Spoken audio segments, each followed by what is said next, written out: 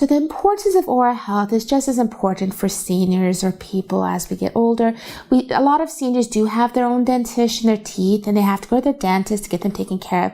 But even if people have dentures or partials, they still need to go to the dentist, because sometimes if a partial doesn't fit very well, it can cut into the gums, leading more problems to being able to eat their food. But at the same time, if you have too much irritation or too much trauma to the gums, it can pose risk for oral cancer or precancer. So even people with dentures and partials should be going to the dentist frequently.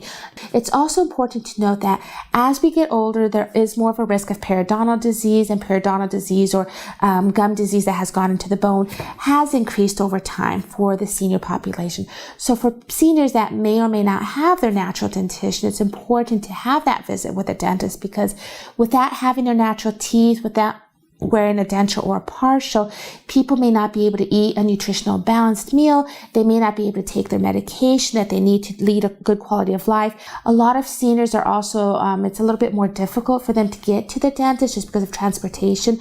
There are some wonderful organizations in respective communities that can provide the transportation to get to the dentist to get the care that they need. So a lot more problems can arise the older we are, the more the teeth have been in the mouth, in terms of having more risk for cavities, having more risk for dry mouth. That might be attributed to some of the medications we take as we get older.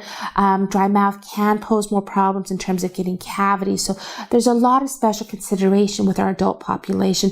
It's also important, again, for the population in general, if they have to undergo some type of chemo or radiation therapy, that too can cause a dry mouth. And there are some over-the-counter products and some prescription products that the dentist can provide to, again, increase the saliva flow in the patients undergoing the treatment, so that they're not at risk for getting cavities.